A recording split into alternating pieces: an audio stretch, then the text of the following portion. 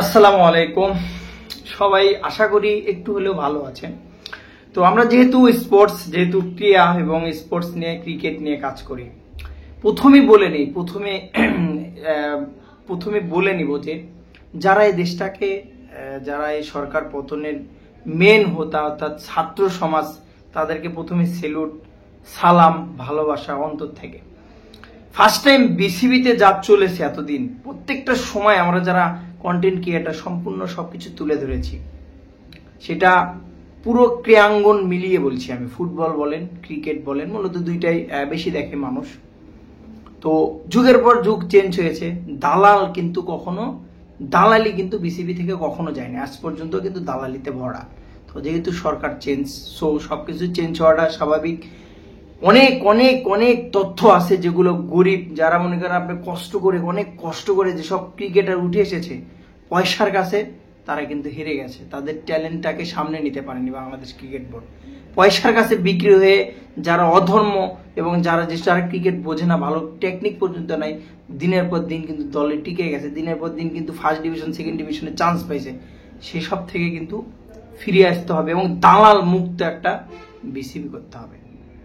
বিসিবিতে যেন পাপনের মতো এবং সাকিবের মতো, কিছুটা নাম ধরে বলে আমি, এবং মাশরাফির মতো শেষ পজিশনে আছে মাশরাফি ভাই এবং সাকিব আল হাসান যে কাজটা করলো, এরকম যেন মানুষ যেন বিসিবিতে না থাকে। এরা হচ্ছে ক্ষতিকর।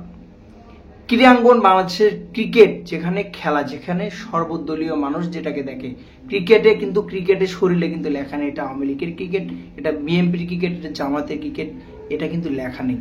ক্রীড়াঙ্গনটা সবার ভালোবাসা। 11 জন ক্রিকেট খেলে, তার মনের ভেতর 11 জন মানুষ যে এক পক্ষ নিয়ে খেলবে বা সে 11 জনই বিএনপি হবে, 11 জনই শিবির হবে, এরকম কোনো কিছু না। ক্রীড়াঙ্গনে যেন কোন রাজনীতি না থাকে, রিফ্রেশমেন্ট, একদম ফ্রেশ মাইন্ড নিয়ে।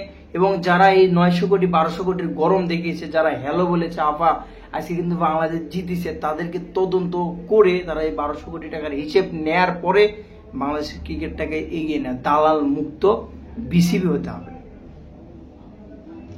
এত টাকা বিসিবিতে বারবার, অথচ কোনো একটা উন্নত নেই। কোনো একটা ঘরোয়া লিগে যে ক্রিকেট গুলো first division second division T20 ফরম্যাটে কোনো কিছুই হয়নি, কোনো একটা উন্নতি হয় নাই। বগুড়া চান্দু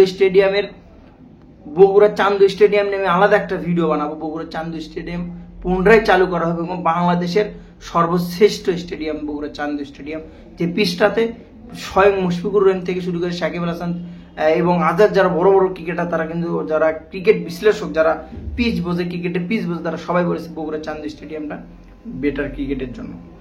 সেখানে দীর্ঘদিন ক্রিকেট ফেরানো হয়নি। তো আমি চাই যে আমার যেটা বক্তব্য, আমি মনে করি দালাল মুক্ত বিসিবি চাই। বিসিবিতে যেন কোনো রকমের দালাল, পাপনের মতো ব্যক্তিত্ব যারা 10 বছর, এত বছর লং টাইম, আদার্স টাইম যারা আছে, তাদেরকে ছাঁটাই করে নতুন করে ঢালে সেজে ক্রিকেটের যারা কর্মকর্তা আছে তাদেরকে নতুনভাবে নিয়োগ দিয়ে ক্রিকেট বোর্ডটাকে নতুন করে সাজিয়ে নতুন একটা সূর্য উদয় হবে।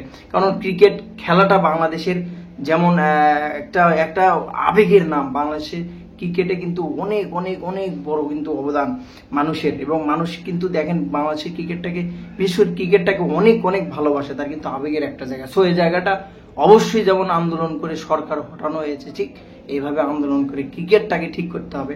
আমি আন্দোলনের আহ্বান দিচ্ছি এবং এটাই আমার মনের একটা, আমার নিজের পার্সোনালিটি থেকে আমি পার্সোনাল ভাবে যেটা বলবো আমি, সেটা হচ্ছে যে ক্রীড়াঙ্গনে যেন কোনো দালালি না থাকে, যেন চোর বাটপার স্যাচ্চর যেন বাংলাদেশ ক্রিকেটে না থাকে। ঠিক পাপনকে হটিয়ে হোক বা পাপনের যেমন পাপন দীর্ঘদিন ক্রিকেটটাকে না বুঝে বুদ্ধার মতো শেষ করে দিয়েছে। সালাউদ্দিনের মতো মানুষ ফুটবলকে আজকে 10 বছর 12 বছর আঁকড়ে ধরে আছে। কোনো একটা উন্নতি কিন্তু বাংলাদেশ ফুটবলে কিন্তু আজ পর্যন্ত হয়নি। তো আমি চাই বাংলাদেশ ফুটবল এবং ক্রীড়াঙ্গন দালাল মুক্ত হোক এবং এগিয়ে যাক আরো আগামীর পথে। ভালো থাকবেন সবাই। আসসালামু আলাইকুম।